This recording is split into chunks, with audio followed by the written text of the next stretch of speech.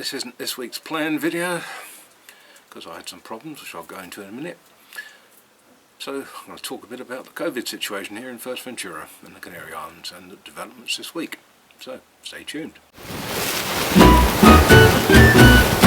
Earlier this afternoon I set off for El Cotillo to make a video. I parked by the Tossan Tower, started videoing, walked all the way along the cliffs, down onto the beach, all the way to the other end of the Fuerteventura beach, and then walked all the way back again. Took an hour and a half in the heat. I was shattered by the time I got back and dying for a drink. And then I got home and checked the camera and it didn't record. So I've had to try and do something else. I wasn't going to do one, but hey, I'll do a silly talky one, which I don't really like doing, but there we go. Anyway, I'm going to talk about the Covid situation.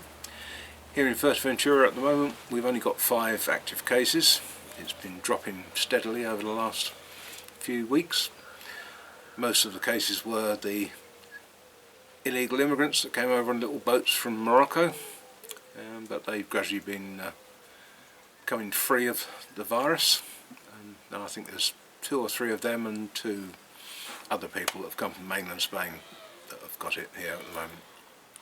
Anyway, the main reason for the video is you may have seen, or you may not have seen, that the Canary Island government have taken quite an interesting step really, and they've taken out an insurance policy with AXA Insurance to cover all travellers to the Canary Islands against anything that develops with Covid. You take out travel insurance now in the UK and elsewhere, and the insurance companies are excluding anything to do with Covid. Typical insurance companies, you know, heaven forbid they should ever have to pay out for anything. So the Canary Island government has taken an amazing step and taken out a policy for everyone just to cover against any risks from Covid. And basically that means any travellers to the Canary Islands, either from the mainland or other countries, will get covered under this policy, and will cover things like repatriation if you catch it here, medical expenses here, and if you have to stay in quarantine here or anything like that, then they'll pay any additional hotel or accommodation costs for you, all free of charge. And that policy is in place for the next 12 months at least. So that's well done them really. That's quite a good initiative. And we'll see if it makes any difference to the number of people that come here, because of course at the moment, as things stand, anyone coming from the UK on their return is supposed to quarantine for 2 weeks. I've heard you can get a £1,000 fine if you're caught not quarantining, but apparently, how true this is I don't know, but it sounds true, if when you get back you refuse to fill in the form, excuse the cars going by, then you get a £100 fine. They can't make you fill in a form, they can only punish you if you don't, and that punishment is £100, and after that, well, they've got no way of making you quarantine. But look into that yourselves if you plan to use that little loophole. And well, that's about it really, and things are getting back to normal here steadily, as you might have seen in some of the videos. Hopefully the extra visitors coming in from abroad and, well, mainland Spain, because August is the time when the Spanish tend to come here. They come here from mainland Spain for holidays, they come here from other islands as well, Gran Canaria and Tenerife. So hopefully that won't increase the number of cases we've got here. The majority of flights I've been watching have been coming in from Germany, and German tourists do tend to go down to the south of the island, and they don't seem to have so many cases at the moment, so hopefully that won't impact things either. But we will see.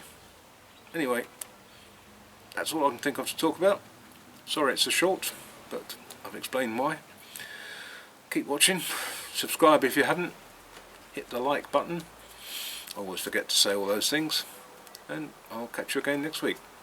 And if you've got any suggestions for other things you'd like in a video, provided they're fairly video friendly, just talking isn't isn't very video friendly, but any subjects you want covered, or any places you want visited, bear in mind it is sort of an hour and a half drive to the other end of the island, so it's not something I can just do just like that, although I do plan to do it in future videos if I can make a whole day of it and get 3 or 4 videos worth out of the journey. Now Oscar's going to start whinging. I've had to start this video 4 or 5 times because I came out here on my own and they were standing inside on the front door because they could hear me talking. They were crying and grizzling and what have you, so perhaps I'll put a few of those bloopers, or whatever the Americans call them, at the end. So once again, thanks for watching, catch you again soon, take care and bye. And then down onto the beach all the way to the end of, now the bloody dog's going to start. Jensen, shut up, it's me. God, who'd have dogs? I'm trying to do something, go away. You're not coming up here, go away.